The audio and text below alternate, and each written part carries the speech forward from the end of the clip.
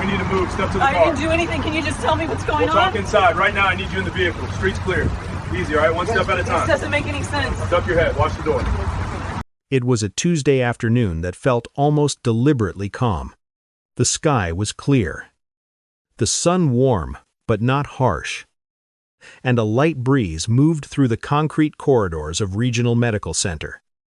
Just enough to make the walk outside feel pleasant instead of rushed. Around 3:30 p.m. Shift change time. The hospital exhaled as one wave of staff finished and another prepared to begin. Thousands of employees moved through the complex. A place so large it functioned like a small city, complete with its own roads, parking sections, and security cameras mounted high on steel poles. Dr. Simone Parker stepped through the employee exit like she had done countless times before. She had just finished an 8-hour shift in the hospital pharmacy, reviewing medication orders, consulting with physicians, double-checking dosages for patients she would never meet but whose safety depended on her accuracy. She was 29 years old, a doctor of pharmacy, not a physician, but someone who had spent 6 years in school and 3 years working at this very hospital. She was born in this city, raised 20 minutes away, educated at the state university, and she had come back home on purpose to work where her roots were. She wore navy blue scrubs with the hospital logo embroidered on the pocket, her ID badge clipped clearly to her chest. Her name and title easy to read. White sneakers chosen for comfort after long days on her feet. Her natural hair was pulled back into a neat low bun. A small backpack rested on one shoulder. Holding her lunch container, a water bottle. The ordinary things of an ordinary workday. In her hand were her car keys, and in her mind were the simple thoughts of heading home. Maybe stopping for groceries. Maybe just enjoying the quiet of the drive. The employee parking lot stretched out in front of her in long, orderly rows. Cameras watching from above, capturing every movement in wide, crystal clear detail. Simone headed toward her usual spot in Section C, 3 rows back, where her silver Honda Accord waited. She didn't know it yet, but in less than 4 minutes, this normal walk after work would turn into something that would change her life. Expose a system and be replayed millions of times as proof of how quickly assumption can override reality. Simone reached into her pocket and wrapped her fingers around her phone as she walked, glancing down briefly, more out of habit than urgency. The parking lot was filled with the quiet. Familiar sounds of the end of a hospital shift, car doors opening and closing, distant voices saying quick goodbyes, engines starting as people prepared to head home. Nothing about the scene stood out. Nothing suggested danger. This was a space designed to feel controlled and safe, monitored by cameras and patrolled regularly. A place where hospital employees let their guard down because they believed they were protected. What Simone couldn't see was the black SUV already parked 2 rows over, its dark windows reflecting the afternoon sun. It had been sitting there for several minutes. Engine idling. Government plates visible to anyone who knew what to look for. Inside were 2 ICE agents, positioned with a clear view of the employee exit and Section C of the lot. According to the security footage, they weren't responding to a call or following up on a report. They were simply watching, waiting, observing people as they left work, their eyes tracking movement rather than any specific individual. At Trey Doazech, she oped P.M. The cameras captured Simone, stepping fully into view, her badge swinging slightly as she walked. She moved with the relaxed posture of someone who had finished a long shift and was ready to go home. She reached her silver Honda Accord, stopped at the driver's side door, and pressed the unlock button. The lights flashed. The The door opened. She leaned forward, placing her backpack onto the passenger seat, her keys still in her hand. In that moment, she was just another hospital employee ending her day, unaware that she had already been noticed, already been singled out, and already been judged by people who had not spoken a single word to her.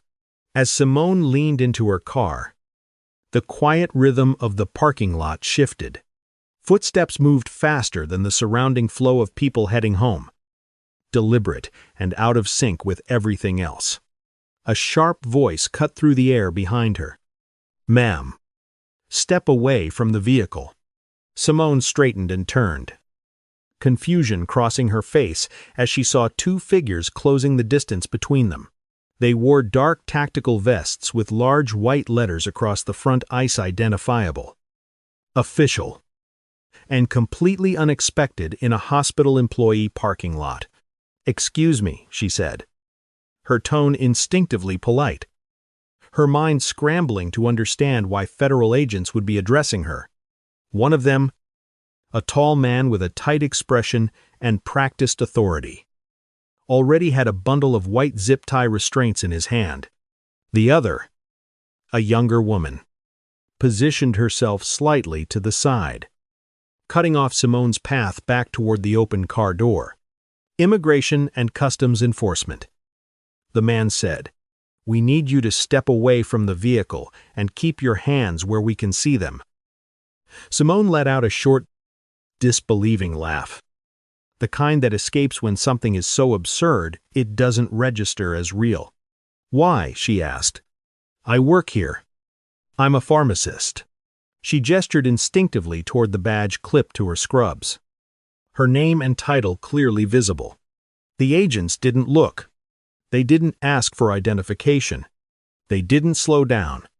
Instead, the man's voice hardened as he spoke again. "Ma'am, we have information that you may be in this country illegally. We need to verify your status." The words hung in the air, heavy and unreal, as Simone stood there in her hospital scrubs, beside her own car, realizing that this routine walk after work had just turned into something much darker. The shock on Simone's face quickly gave way to disbelief. "Illegally," she repeated, her voice rising despite herself. "I was born here. I grew up here. I work in this hospital." She took a half step back toward her car, instinctively reaching toward her badge again, as if it could speak for her.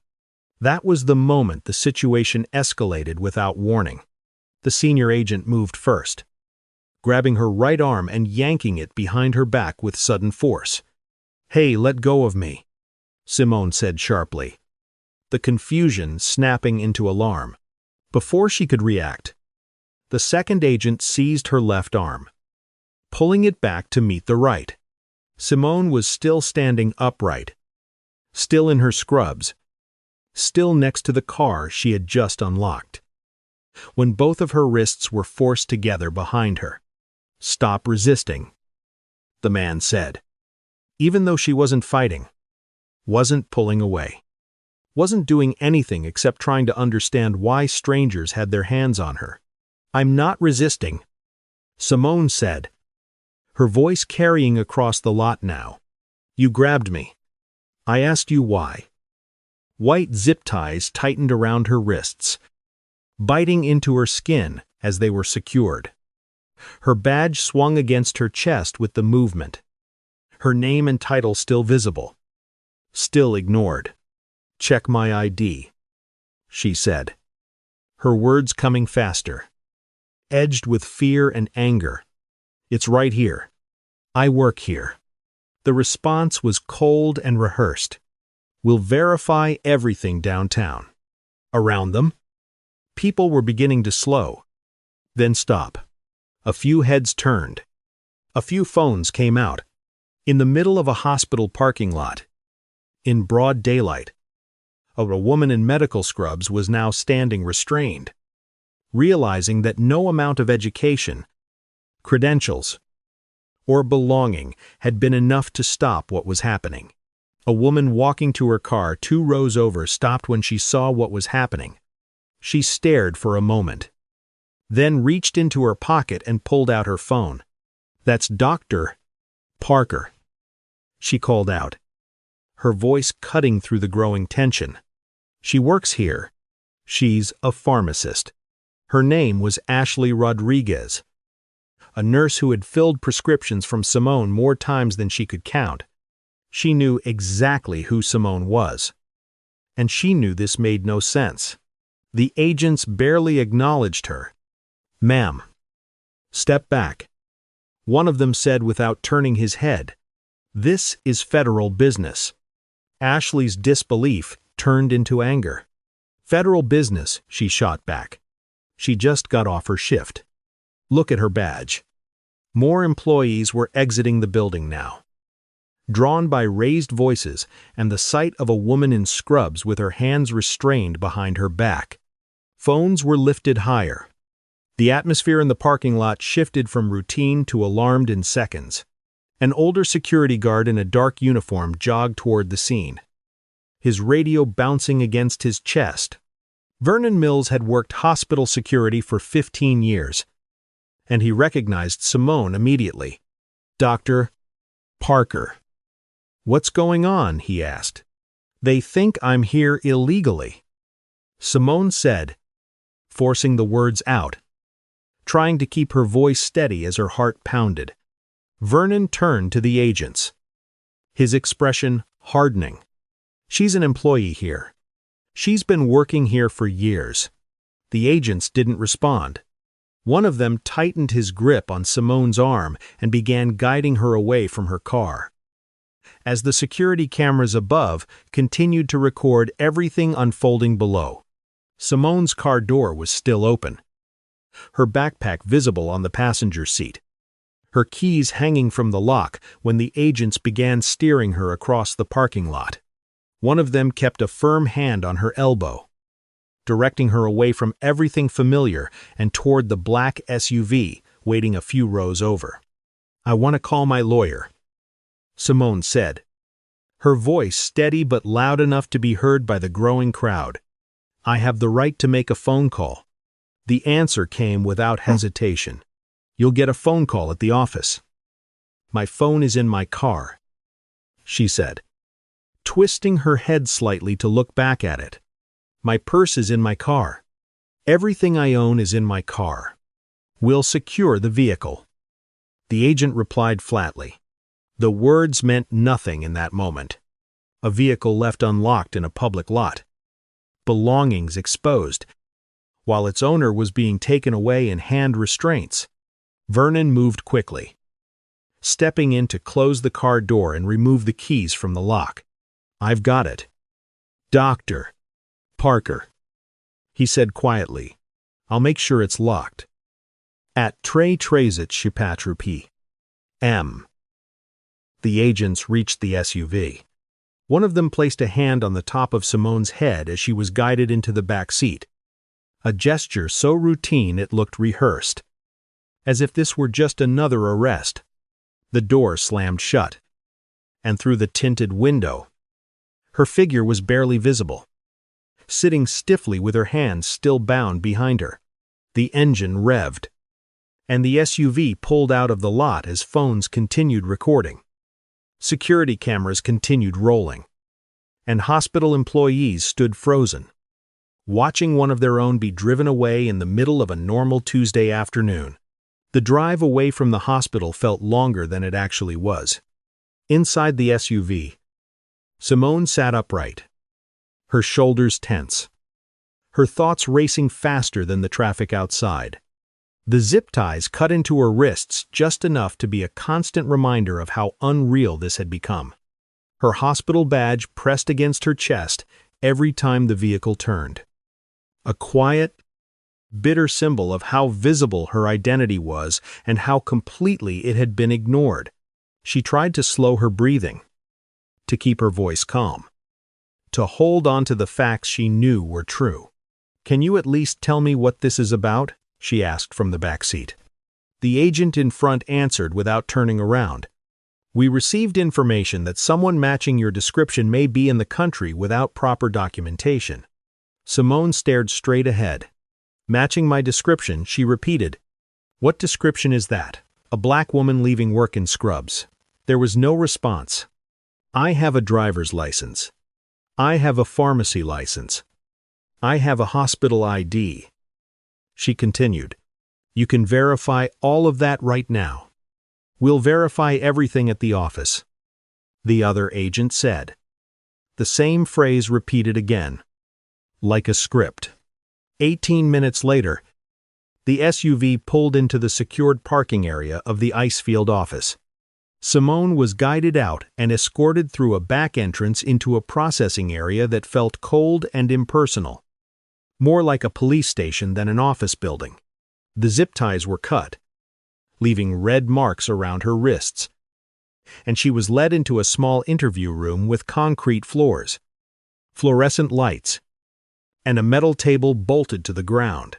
One agent sat across from her with a thin folder, while the other stood near the door. Full name. The seated agent said, opening the folder as if this were the first step of a process that should have happened long before hands were ever put on her. Simone Marie Parker, she said clearly, meeting his eyes. Date of birth. He followed. She answered without hesitation. Place of birth, Regional Medical Center. Simone replied, the same hospital where you detained me. I was born there 29 years ago. The agent paused for a fraction of a second, then wrote it down. Social Security number. Current address. Occupation. Clinical pharmacist at Regional Medical Center, she said, unable to keep the edge out of her voice, which you already know. The questions continued, mechanical and impersonal, as if the answers weren't dismantling the entire premise of her detention in real time. Where are your parents from? The agent standing by the door asked. Simone turned slowly to look at her. From here, she said.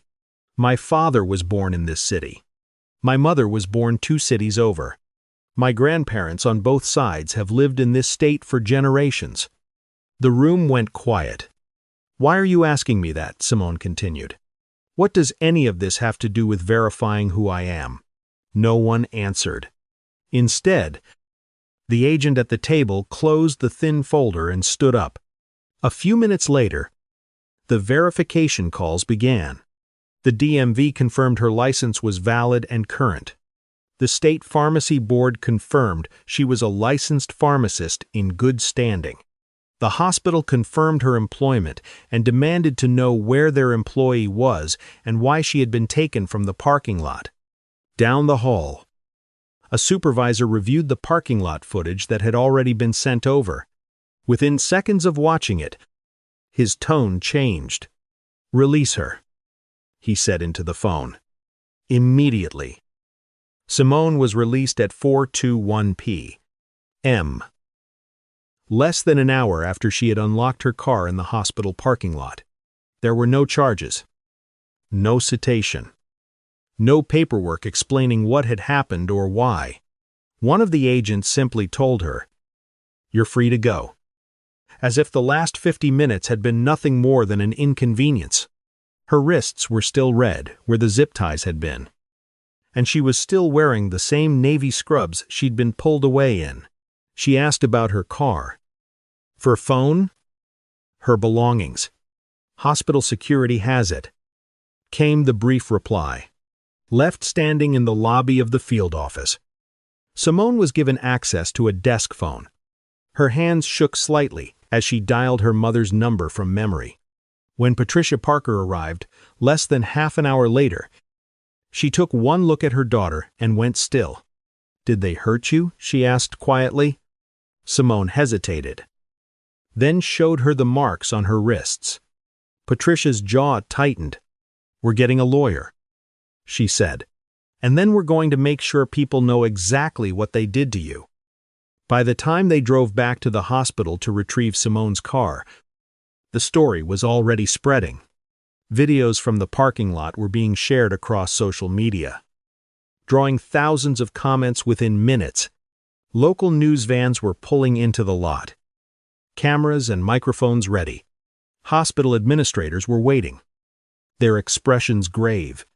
Simone stood in the same place where she had been grabbed less than 2 hours earlier and spoke calmly into the microphones. "I was born here. I work here, and they never checked my ID before putting their hands on me." The internal investigation began almost immediately. Not because the agency chose transparency, but because the evidence left no room for delay. The hospital had already preserved every camera angle from the parking lot. Employees had uploaded their videos from multiple perspectives. The timeline was clear, precise, and damning. 3 minutes from Simone unlocking her car to being restrained. No resistance. No verification. No lawful basis documented anywhere. Investigators quickly confirmed what the footage already suggested. There was no tip, no warrant, no open case tied to Simone Parker or anyone remotely resembling her. The agents had listed their activity as visual surveillance, a vague phrase that, in practice, I meant sitting in a public space and making judgment calls based on appearance. They had seen a black woman leave a hospital in scrubs and decided, without evidence, that she fit a profile worth detaining.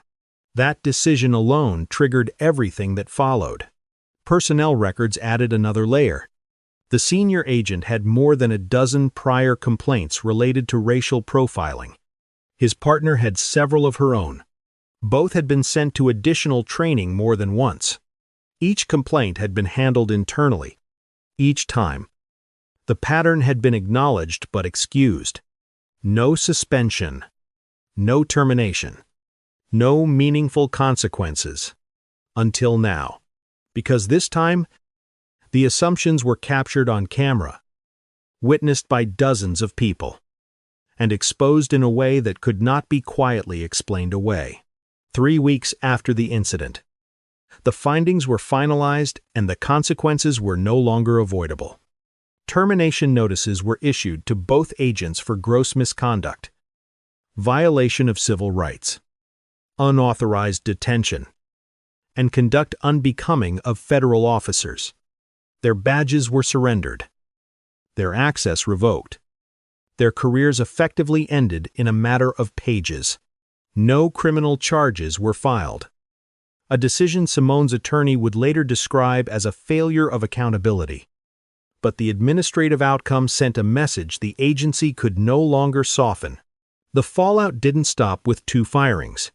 Policy changes followed quickly and publicly. Body cameras became mandatory for field agents in the region. Supervisors were now required to sign off on all detentions. A civilian review board was established to examine complaints that had once been buried in internal files.